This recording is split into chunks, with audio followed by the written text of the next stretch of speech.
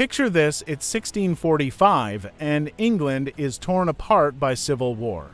Royalists and parliamentarians clash in bloody battles across the land. But amidst the chaos, a group of ordinary villagers decide they've had enough.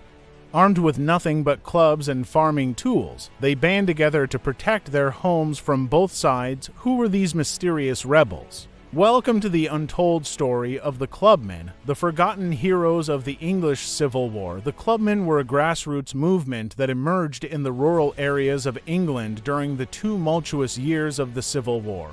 These were not trained soldiers or political ideologues, but simple farmers, craftsmen, and laborers who found themselves caught in the crossfire of a conflict they wanted no part of.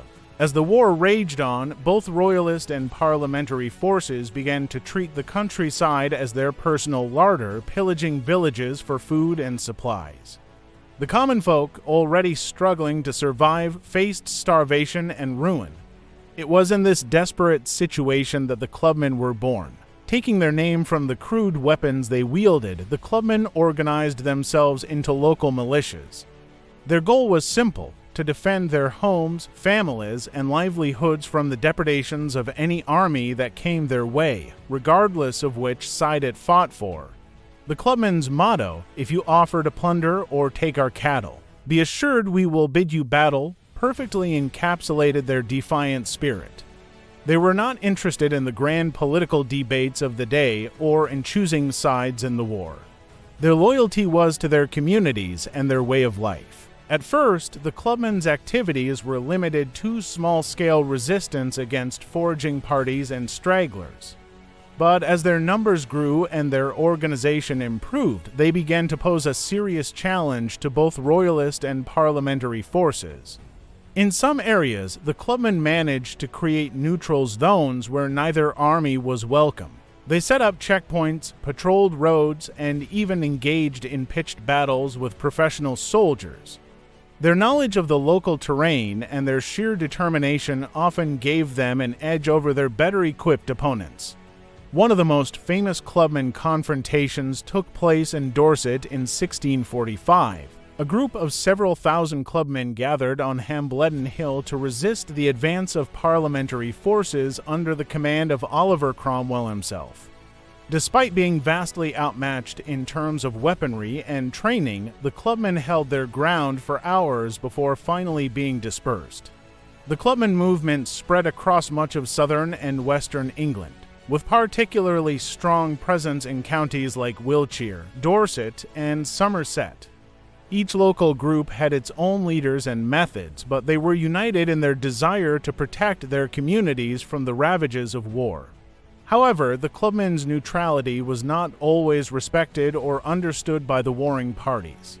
Both royalists and parliamentarians viewed them with suspicion, often accusing them of supporting the other side. This led to violent clashes and reprisals against Clubmen groups.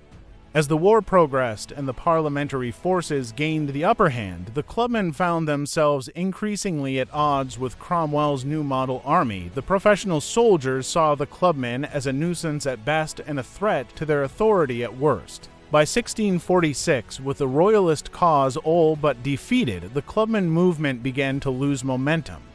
Many of their leaders were arrested or forced to disband their groups. The harsh realities of post-war England left little room for their idealistic vision of local autonomy. Yet, the legacy of the Clubmen lives on. They represent a fascinating example of popular resistance in a time of crisis. Ordinary people taking extraordinary measures to protect their way of life. Their story challenges our understanding of the English Civil War, reminding us that for many, the conflict was not about grand ideologies or royal prerogatives, but about survival and community. The Clubmen may have been forgotten by mainstream history, but their spirit of defiance and self-reliance in the face of overwhelming odds continues to inspire.